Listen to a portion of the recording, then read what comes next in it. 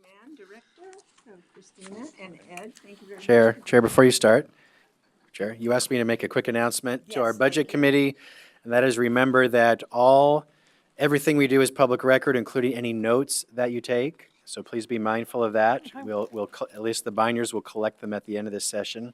So anything you write is accessible to the public if they ask for it. So just a friendly reminder about that. Reminder.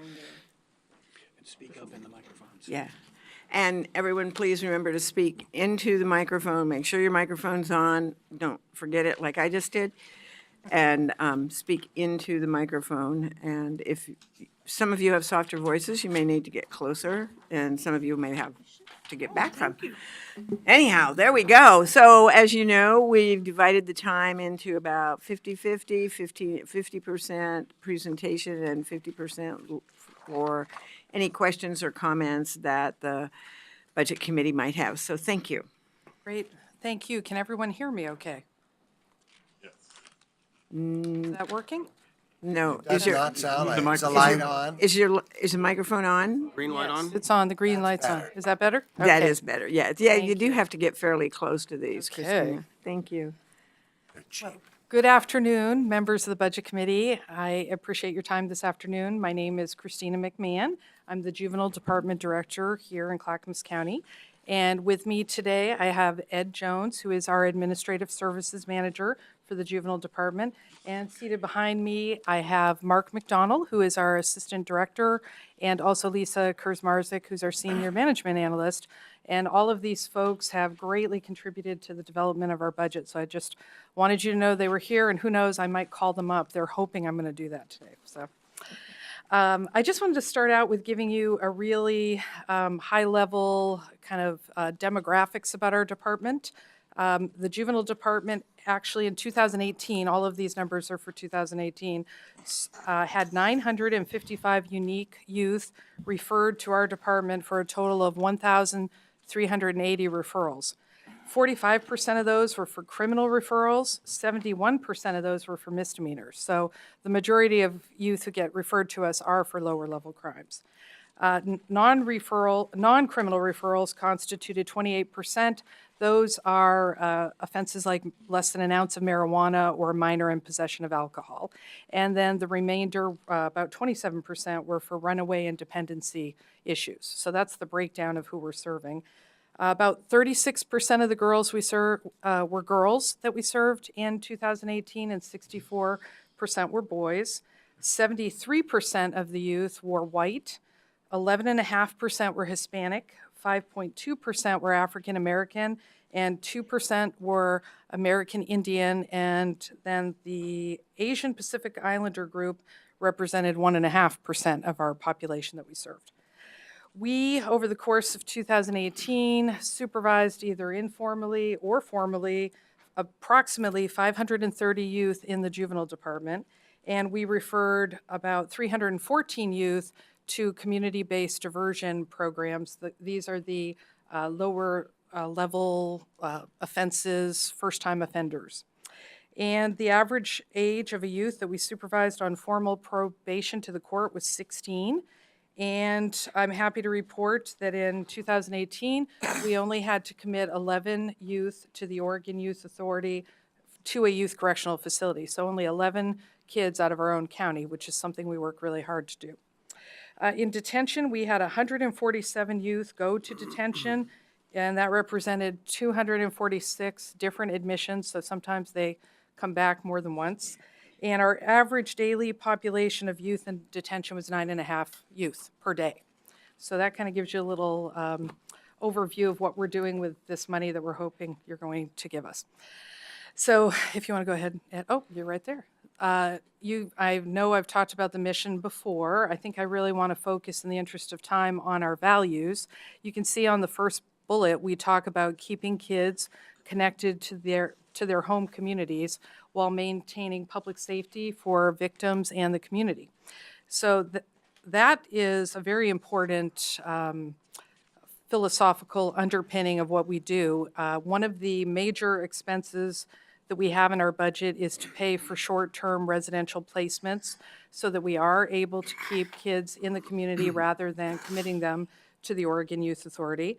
And in 2018, we were able to place 64 different youth for a total of 3,430 bed days. So that's a service that we use for higher risk kids who need a safe place to stay, either while we're getting the family stabilized or trying to get other services in place.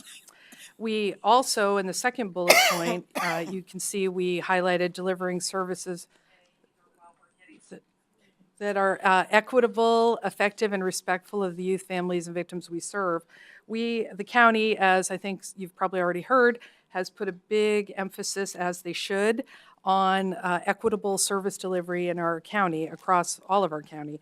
So we have been really taking that into consideration in every single thing that we do. And so you're going to hear a lot about that as we go. The respectful to youth, families, and victims we serve, we're going to talk about our MFR measures in a moment, but there are some MFR measures, managing for results measures, that we have not had a data collection strategy in place for. We've been doing MFR for about a year and a half. Our plan was approved in December of 2017, and it's taken us a while to figure out how to collect some of the data. So one of the things that we're going to be doing this time next year when we show up, we'll be able to report to you what the youth and families that we serve say about how they feel they've been treated by us, if they've been included in planning for their youth's reformation, if they feel that they've been treated respectfully. And the reason we're able to do that is we've just recently finished a pretty long process with Portland State University's Criminal Justice Department, and we are going to be using graduate students in that program to conduct surveys independently so that they can call our family members and youth and go ahead and get hopefully what will be an independent survey for these people, because we really want to know how we're doing in that regard. And then let's see, the next one, the third one, providing opportunities for youth to repair harm. This has always been for the last 20-something years in our county, restorative justice has been a big focus, something that we believe in and we try to put into action in the work that we do. I'm really proud, you've heard me talk about our Community Connection program. That's the program where we have nonprofits throughout the county where our youth go and work side by side with adults who treat them as valued members of the community so that they can engage in meaningful work in their home communities and repair the harm that they've caused. So we have 29 different organizations that are involved in this throughout the county.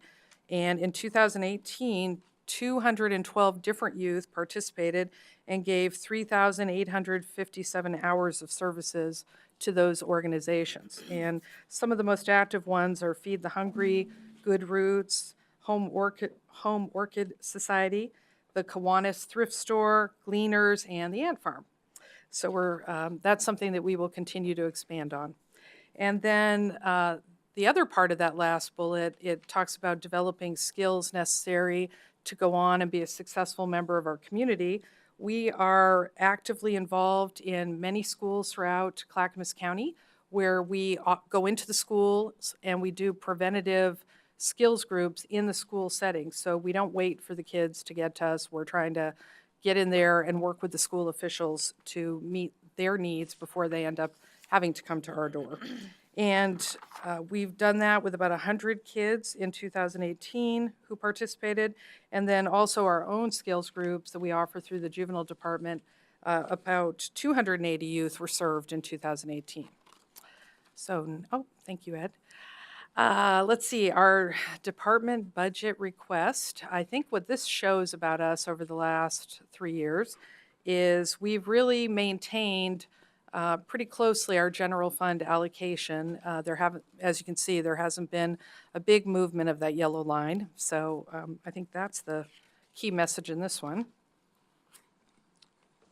Oh, total budget reductions. So as County Administrator Schmidt said this morning, we were given a range and we were told that we needed in our department to cut a minimum of 2% of our general fund, which we did. On the left, you can see That amount was $169,973, so roughly $170,000.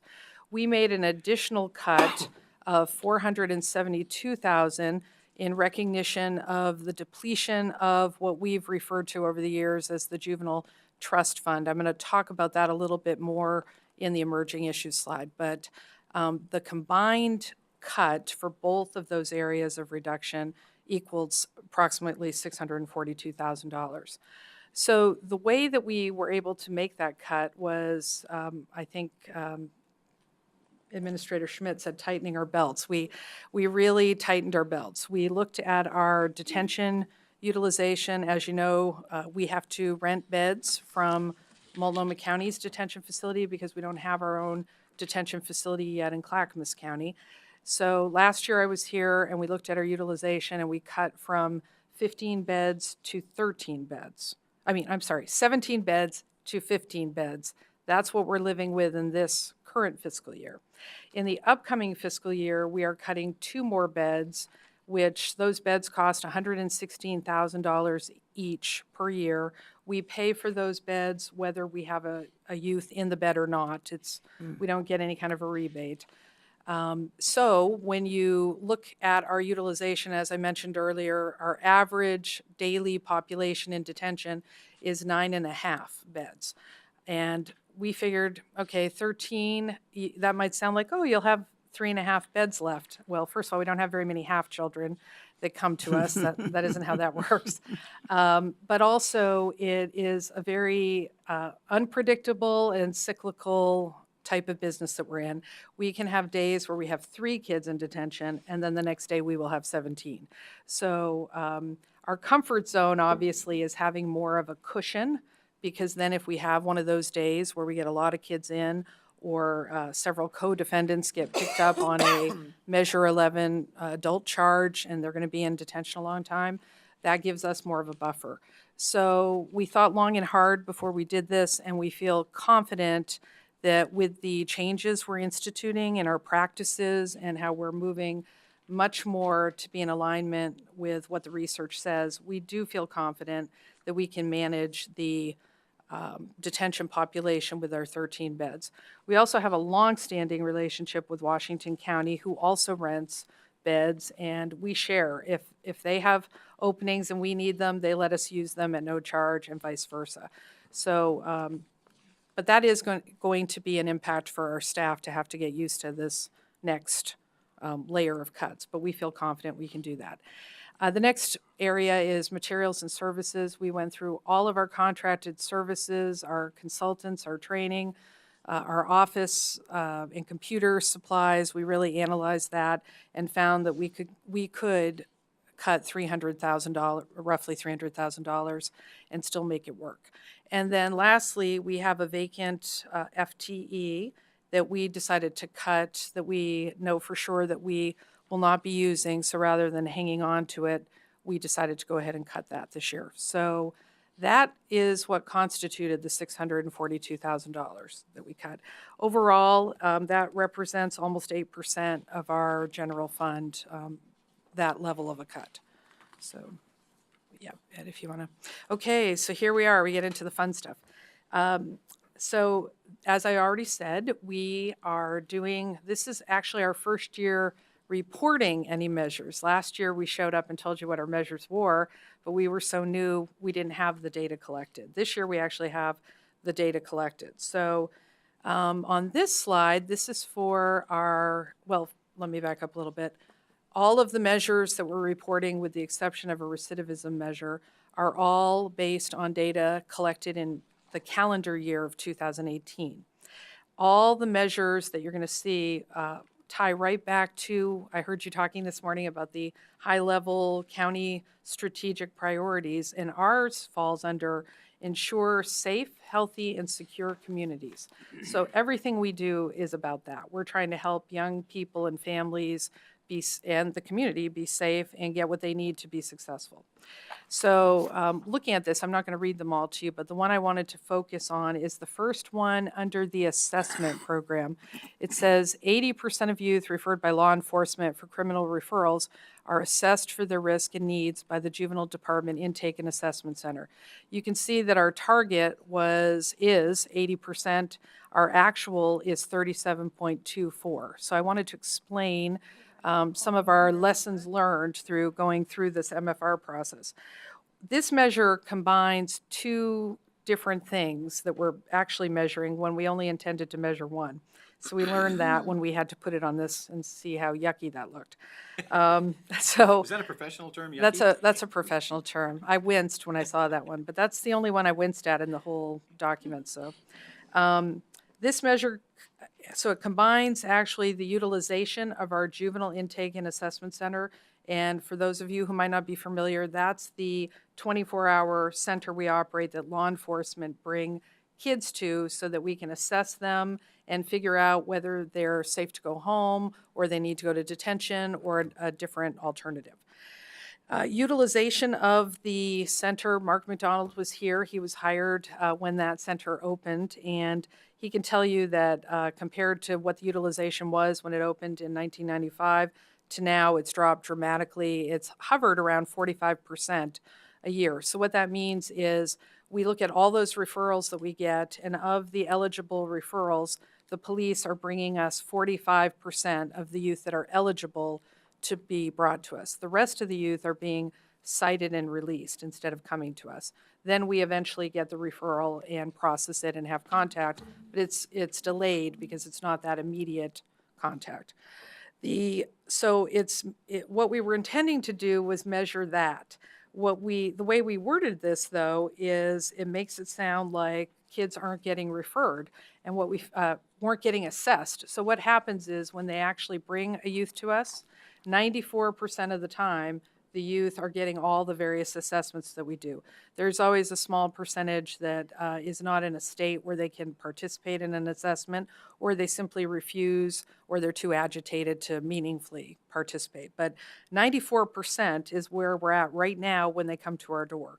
So what we've realized is we need to take a look at modifying this measure, breaking it out perhaps, so that it more accurately reflects on the surface what it is.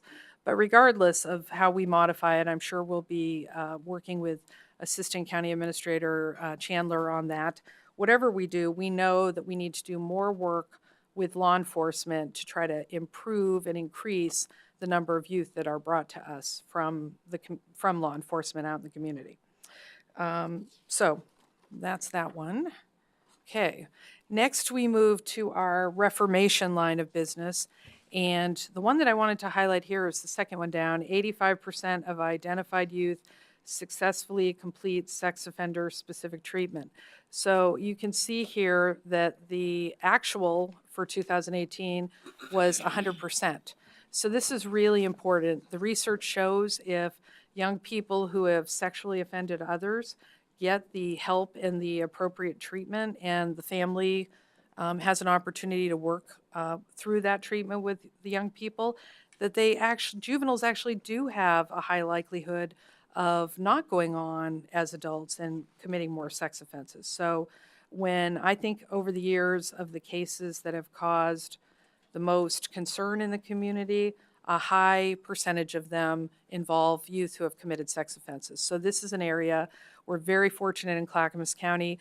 We have outpatient sex offender treatment with Parrot Creek, and they work very collaboratively with our juvenile court counselors to make sure that the kids are getting the level of treatment and individualized treatment that they need. So I'm especially, even though that's a small number, that's a very important number when it comes to how our community feels about being safe. So, okay, next one.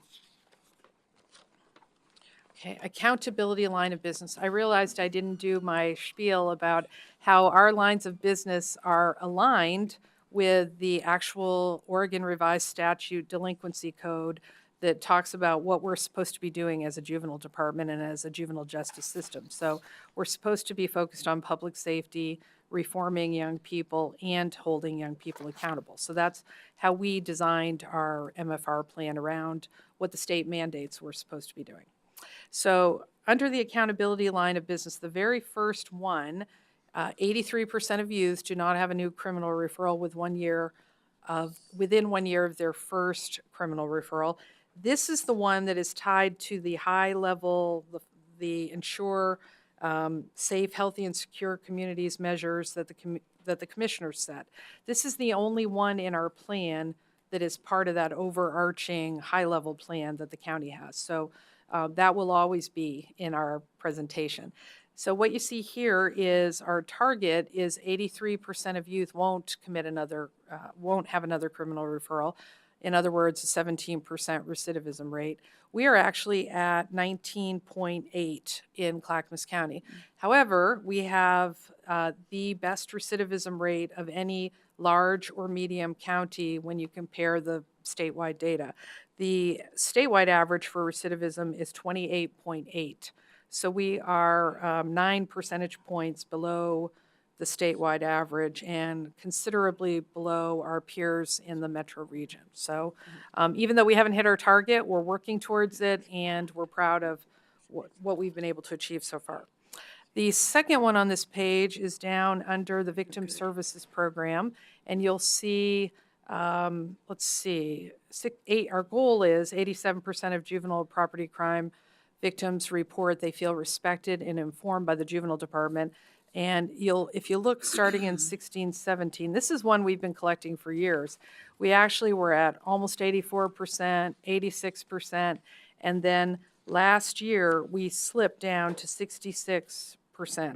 And you know that old saying about, oh, one person can make a difference? Well, this is an example of that.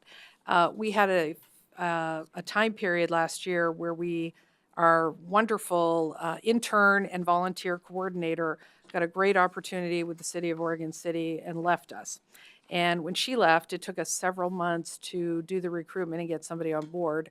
So we went several months without we always had up until then a graduate student assigned to doing the follow-up calls when we sent a survey out to the victims to encourage them to complete the survey. And we lost that service for the majority of the year. So that led to a much lower return rate, and therefore, when you only have a few surveys, if they're not as flattering, it lowers your overall rating. So we are committed to making sure that our victims' rights are respected, that they are heard, that we do everything in our power to support them. And obviously, I'm hoping this is just a bleep in the radar. I'm pretty confident it will be. But I wanted to point out why there was such a big shift in those couple of years. I just want to remind you, Christina, you get about 5, maybe 6 more minutes. Yep, and I then we'll will. do I'm Q&A. almost there. Okay, so administration. I wanted to point out here, first measure, 70% of identified strategic results were achieved. And in our case, we have 9 different strategic results that we measure. 6 out of the 9 strategic results currently have data collection strategies, and the other 3 are going to be coming on board in the next year. So by next year, we'll have all 9. And of the 9 that we have identified, 4 out of these, I would say, are very close to what our actual target is. So even though we haven't actually achieved any of them in the last year and a half, we seem to be heading in the right direction. So I'm hopeful about what that'll look like. Okay, last slide. Emerging issues. The depletion of our juvenile ops fund, that's also known as our juvenile trust fund. That's the pot of money that was used beginning in fiscal year 14-15. It was a federal earmark that was put in a separate trust account. It was brought onto the books in our department and put into our fund so that we could use it to make up the shortfalls that we were experiencing because of a gap in what our requirements were and what our general fund allocation was. So that trust fund is depleted, it's gone, we used it up this year, so that's what left such a gaping hole in our budget this year. The next thing, 2019 legislative session, There are a lot of bills that are still in play. Last week, a pretty sweeping youth justice reform bill passed on Thursday night at the legislature. Still unknown what kinds of impacts that will have on our department, but that particular bill will keep more kids involved with the juvenile department instead of transferring them to the adult system. So we are anticipating some impacts, but we don't know the extent of that at this point. And then there's some other bills that are just up in the air that we don't know much about at all. Evidence-based decision-making platform is something I talked about briefly last year. We're just finishing up on about a 15-month engagement with Georgetown University and also with 7 other counties in Oregon and the Oregon Youth Authority to work together on this statewide initiative to really focus on how we can improve outcomes for young people by making sure that the services that we are providing to those young people are indeed working, where we have a way to evaluate if they're working or not, and if we're following the research. So now we're going to be putting all that newly acquired knowledge into action in the next year. And then lastly, I thought this was a really important one. I heard several of you folks talk this morning about our goal as a county to make sure that we're ensuring safe, healthy, and secure communities. The crossover youth practice model is an initiative we've just embarked on in the last few months.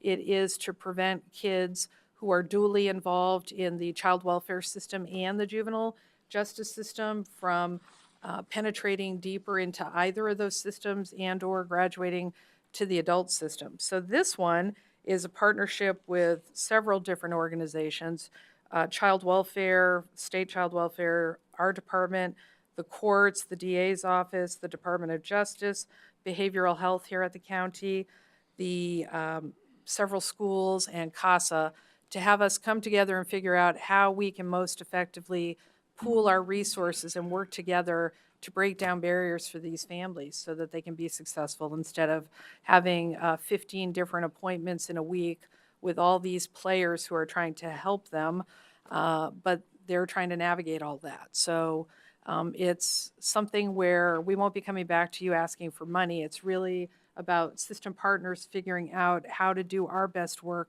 so that we can support families and youth and they can be successful. So that is the end. And now I'm ready for your questions. Great, thank you so much. We have several, it looks like. So we have Commissioner Humberston, then Bernard, Savas, Schrader, and Feely. So So I'm looking at your custody services program where you've gone from 7.5 down to 4. Ken, where are you? I'm sorry, page 7, custody services program on the public safety line of business. And you went from 7.5 employees down to 4 in custody services. My question is your custody unit a 24-hour unit?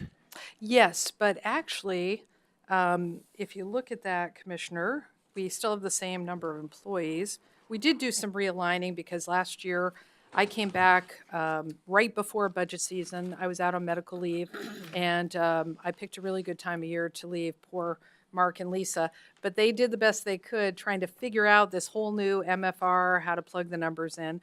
When I came back and we had a chance to discuss it, we decided to kind of right size it this year. So to answer your question, we might have a juvenile counselor 1. We do have juvenile counselor 1s who work in the intake and assessment center, and 50% of their FTE is working on that custody element, the getting kids where they need to go, making contact with the Donald D. Long detention facility, all the kind of public safety piece, interacting with law enforcement. And the other half of their time is spent doing the actual assessments and working with kids and calling families. So the FTE.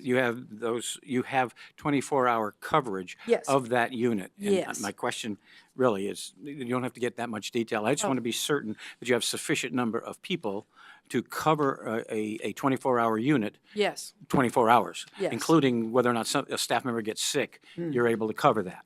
Yes. That's my first question. Yes, we do have a sufficient number, but it kind of dovetails into something that was discussed this morning. The Intake and Assessment Center has always relied heavily for scheduling purposes on the use of relief workers who staff our 24-hour intake and assessment centers. So I know that came up today in the discussion about temporary employees, and we do depend, and it's always been that way. Mark ran the unit for a very long time.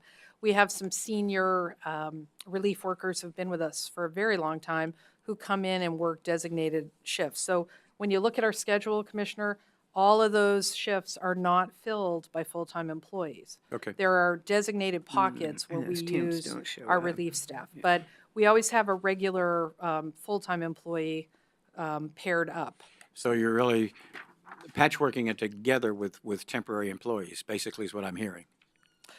Yeah, that they design, I mean, but it's been that way pretty much since it started, just because of the costs of running Okay. that facility. And then in looking at the staffing numbers, I do look over at supervision services where there's an increase of 2.8. Page, Ken, I'm sorry, page and where you're page looking. 19. Okay, And yes. I'm just asking, did you in effect shift some positions from custody services over to supervision services in terms of your budgeting? Because I noticed an increase of 2.8 people in supervision services. That would suggest that you shifted people. I just want to know if you did. We did shift people, but I don't think they came from custody services. Oh, So- okay. But we did do some shifting. Yeah, it does look like there's shifting Yeah. between programs, because Yes. I've been trying to track all the numbers. Yeah. and they Yes. don't. Right, we Could- actually. Could you just basically give us a rundown of the shifting that you did? We have, Let's see, personnel. We have, boy, there's been a lot of shifting. Sorry. Ed was very kind and made me this great, can you pull out the FTE split? Yeah. So, 6 there, yeah. So department-wide, you are 1 FTE down, right? Your entire department. I'm looking at the entire department. yes, we cut one FTE. one FTE. Yeah, so, 1F. And then shifted around on others. so I wish we had tracked when we did this. When I came back, I said, oh, we need to more accurately reflect the duties that they're engaged in. So I don't have last year's I know that we shifted, when you're looking at custody, we shifted, there were, you've heard me talk about in the past our student threat assessment coordinators, and we had those folks under a different program, and then we shifted them this year. I also know that we shifted, I'm trying to remember, oh, Ed's got handwritten notes of the shifting. No, you don't, do your glasses cover it? I I can get back to you with that if I sit down and compare. It's just a Last question year- about how you're managing people. It's not a question of, I'm not criticizing. I just want to know how you're managing your people and then maybe why the shifts. Right, so the why of the shifts was we wanted to make sure we accurately were reflecting what those employees were doing in their actual work on a day-to-day basis. So to be more transparent about that, and also because our performance evaluations are moving to be more in alignment with our strategic business plan, so they know which programs they're working under, and as a team, you can say, hey, here's the results we're striving to get. It makes it easier for people to really focus in on their role. So that's So- the reason. I guess And the if fi- I may, Haley has a comment to interject and I think may help us in this Yes. discussion. As a point of Thank you. clarification, have you actually changed how you're operationally deploying people, or have you changed how you presented them in these forms? The latter, how we're presenting them in these forms. So we haven't changed anyone's job duties. We just said, oh, what really makes sense? Which program, when you look at what's being delivered, should they be under? So yes, So they were doing X job, but under Y classification, so you've Yes. taken them out of Y classification, put them into X classification where they should be. yes. Okay. Final question. Is your organization flexible enough that you can move people on an as-needed temporary basis from job to job? For instance, if you needed somebody in custody on some given day, can you take somebody from supervision, move them in there for that day, that kind of thing? Do you have that kind of flexibility? We do have a pretty high degree of flexibility because a lot of folks have worked in on many of the different teams. You just reminded me of one of the shifts, though. Thank you. One of the things we did this year, we have juvenile counselor twos. Those are the folks who go to court typically. And we created a team of specialists within that classification who do the shepherding a youth through the court process, doing the initial assessments and getting them all the way through until the judge says, okay, now I'm placing you on probation. So, One officer with them all the way through. yes. So a portion of their FTE shifted from supervision over to assessment. That's that's what you're seeing when you look at the portion of those people. Thank you very much for your patience. Sorry it took I me so appreciate long it. to remember. Okay. Commissioner Bernard? So, do you evaluate your employees annually? I'm asking everybody this. We strive to do that. I can't sit here with a straight face and say that they're always on time. They always get done. I don't know if it always is within the window it should be. And that's something, as a leadership team, we're focusing on. Great. So CASA, you mentioned you work with the court-appointed special advocates. I had to look it up, Oh. even though I went to a fundraiser the other day. So basically, the court says you have to have an advocate. I don't really totally understand the process. They go to you first, and then they go to you first, then the court, and the court makes that decision that they need an advocate. No, actually, the court-appointed special advocates are for dependency cases where a case has been filed in court through the child welfare route. So we invited them to be part of our crossover implementation team, because when a CASA's appointed, they're very actively involved in looking out for the best interests of the child and advocating as an independent party at dependency court hearings. So we have not, they don't appoint CASAs in delinquency cases, but now that we're going to be doing this crossover model, we wanted to bring them in to help with the implementation planning. So, All right, thank you. you're welcome. Commissioner Savas?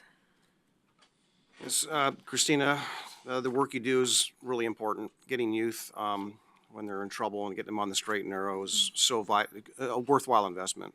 So I appreciate what you all do.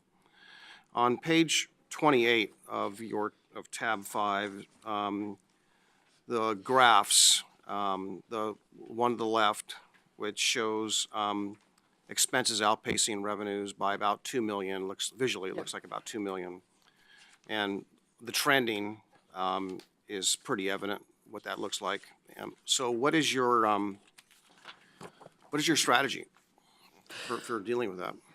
Well, when I accepted this job, I found out a few weeks later that we had this trust fund issue that was going to be coming to a head so I knew that shortly after I got here. And one of my strategies was to, every time we had a vacancy, to hold the position vacant and really analyze whether we needed to fill that vacancy. And we did that. We've been very conservative about, we haven't come to you and said, in fact, my first year you were doing policy level proposals. We haven't come to you and said, hey, we want to do this new program, please give us new FTE or new money.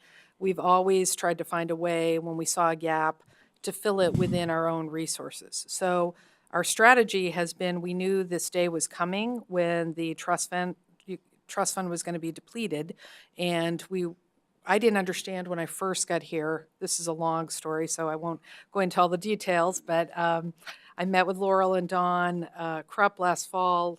Ed did a forecast for us, and then met with Gary this spring and shared with him that we learned that when we cut FTE, we were actually penalized with the way the maintenance formula was done in this county. And Ed can articulate that much better than I can. But what ended up happening is we, a couple of years back, without you asking us to, we cut 2 FTE.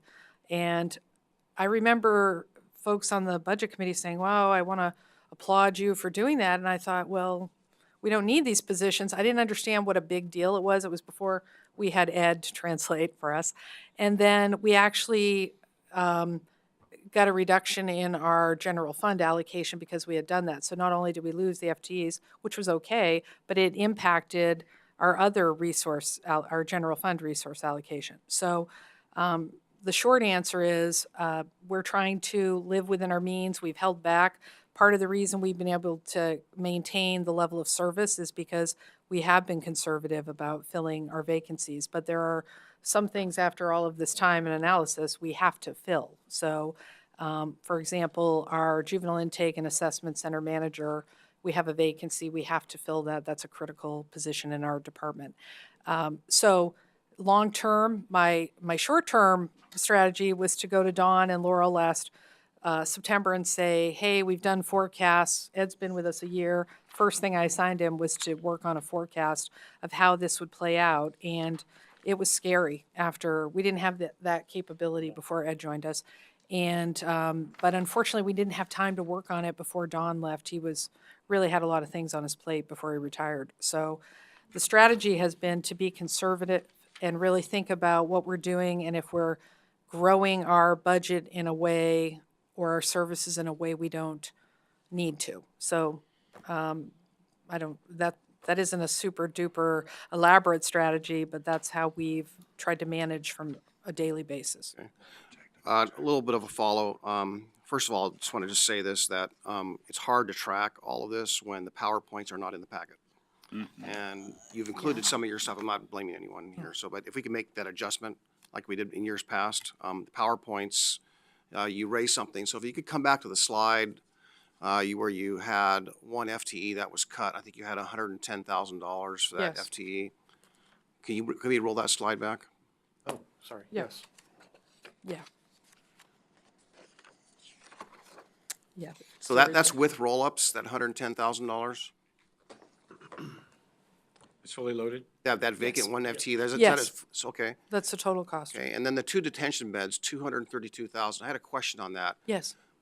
Who receives those dollars? I mean, is it easily cut? I mean, that's not the staffing, obviously, for those 2 detention beds. I just don't know. So I'm just kind of wondering, how do we incur that cost? Are we being billed for that? Yes, Multnomah Just like a County minute, charges us a daily rate. Okay. And we've had that contract for years and years. And then it's tied, the yearly increase is tied to the consumer price index. And so as of July 1st, 2019, we will go from $309 a day to $318 a day per bed. Okay. All right. And the other thing, this is something that's always I've struggled with, and that's on outcomes, on the outcome aspect, and that is that how recidivism is done, how it's tracked. Yes. And then when a youth turns 18, Yes. there's this, Yes. it just evaporates, right? So we really can't track what happens when they're 19, what happens when they're 20 and 21. And then when the adult aspect of recidivism measures takes place, they don't have the track record of what happened when they were prior to 18 years old in one day, right? So we lose for that critical period of time. Yes. We don't have any tracking of those individuals, and that's really unfortunate. And I don't know if is there any opportunity or discussion about filling that gap in tracking at Yes. the state level? Yes, you brought this up a couple of years ago, and I listened to you. We invested in getting new software. We are partnering with Community Corrections and entering into a formal data sharing agreement so that we can access the adult information for our Clackamas County kids. We can reach into the adult system, and that we will share with them the information that we are able to share that they can use for program planning purposes, because they supervise a lot of young folks who are 18 to 25 who have recent involvement with our department. So yes, we actually went through a big process to get a software program that would help us be able to actually analyze that information. And we've been working with Community Corrections. So yes. So I know that when a youth becomes an adult, Yes. that often those records are expunged, or there's opportunity to seek expungement of those records. So Yes. in regard to that, I'm just wondering from a state level if there's a way of continuing the tracking without the individual being identified. Yes. And so, okay, that's, all right. Yes. There's, all the county juvenile departments are part of the Juvenile Justice Information System. I'm actually the co-chair of the statewide steering committee of that system. And even when a record is expunged, there is still a unique identifying number that we can use for that tracking exactly what you're saying. And if, maybe from here on, we can actually have the PowerPoints in our hands before the presenters present. Thank you. Good. Thank you. Great. You're welcome. Commissioner Schrader, then Mr. Feely and Ms. Lee.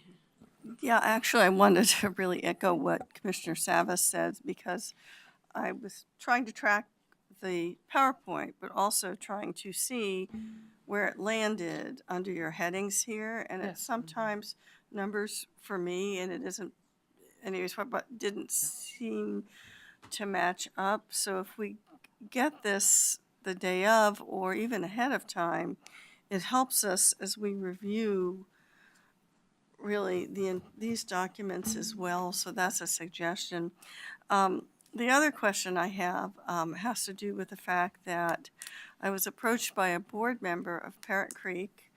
There was an RFP. They didn't make it. Where would that fall under your budget? And is this an appropriate place to ask why they weren't meeting our needs? Because that's a question I was asked as a commissioner. Well, and actually, I don't know how heard to you bring that answer up this morning, so I asked Ed to pull some information. If, we're not going to hand it out unless you're interested in it.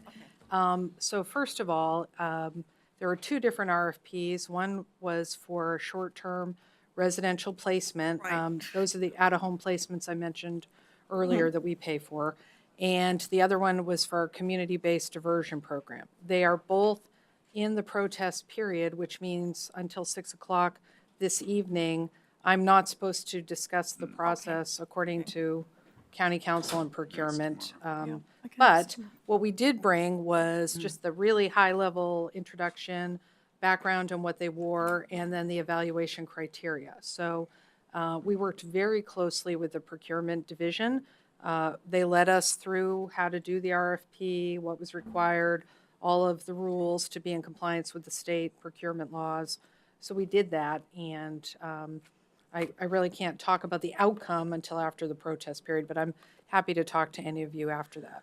Yeah, and again, let me make it clear, the reason I'm asking is because I was asked by a board member, and I said I have no information on that, but I'll try and find out. Obviously, I'm a proponent of process. Yep. A good, solid process, so I'm not, that's okay with me, but I needed to just get a sense of that, because they are one of the nonprofits that many of us, I don't think we've given them dollars as much, but we've always supported them, and then we own the facilities, am I not? Yeah, so there's a relationship there that we're gonna have to, we have, okay. So this is one of the dilemmas we have as we work and move forward with institutional nonprofits about how we manage this, because I'm, like I said, I would never object, which I think this has been a fair, just, direct process. I think they need to, essentially, when we can talk about it, they probably should get some feedback about why they didn't make it through the process, which, again, is not your, it's. I think We our do things purchasing professionally. department does actually do that when somebody fails to get, Right. that they bring them in and then they tell them why. Okay, good. I know because that that's- happened on another situation, so I would Yes. imagine. And so it's hard when, we they come to us as commissioners, and I'm like, I don't know what to tell you, but I trust the process. So again, if we can get those handouts, it would help me Sure, track. if you want to give them to them. Because I was kind of going forth between kind of looking at that and seeing where it fit in with the documentation we have So here. we are taking care of that. We'll get PowerPoints to you for today, and then we'll get them to you. We have them, so we'll get them to you in advance as best we can, or hand them out right before, but we'll get them to you. Even Could you right make sure before- that anything that's going in our binder is 3-hole punched? Yes. Yeah, three-hole Thank punch you. too, that, because we got one that's not a three-hole punch, and I'm like, It's very ah, helpful, great. thank you. So it's not a criticism, it's just, it's not just just helpful you, to it's us. everybody, Yeah, it's so. just Yeah. helpful. Oh, yeah. Commissioner Okay, thank Schrader? you. Commissioner, Just to follow up, so I just hit my 3-year anniversary here in Clackamas County. So this was the first time I had to be involved in an RFP process. And actually, Mark McDonald, our assistant director, took the lead on it, and I think he did an outstanding job.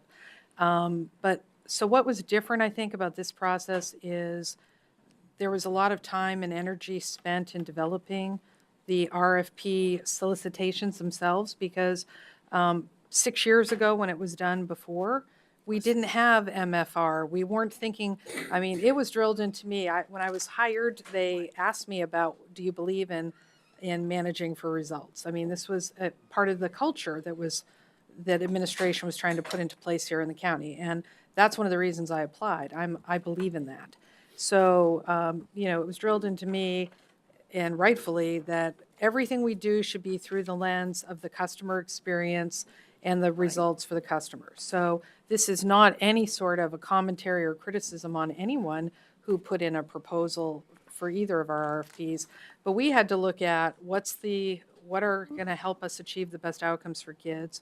We're very focused on equity, diversity, and inclusion in our county.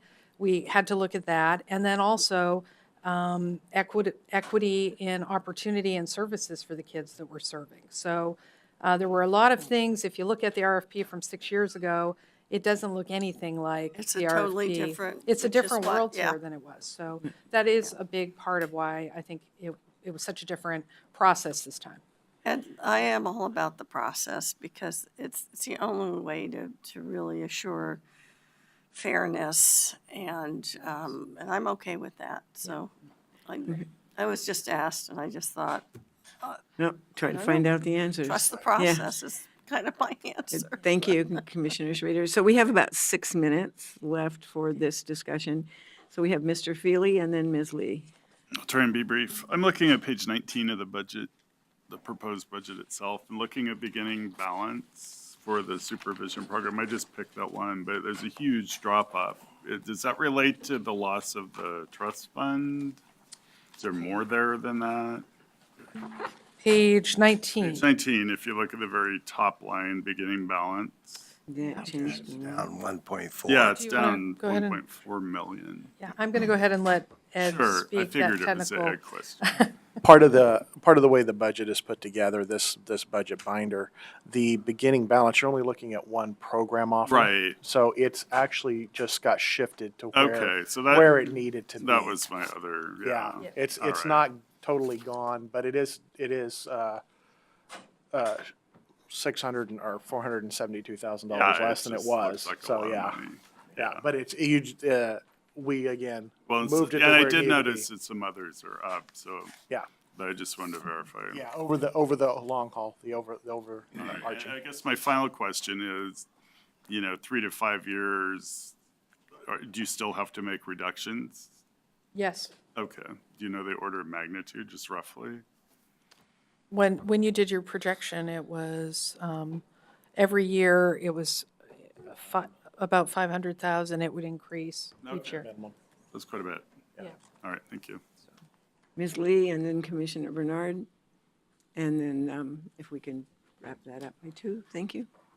Okay, I'm looking at page 7, and on page 7, there was a line for charge for service, and $320,000 roughly is taken out of the budget, and I was wondering what the charge for service was and why it was not there anymore. Maybe it just got shifted to another line. Oh, would this be There's a lot of shifts. Yeah. over here, Ed, would this be the detention?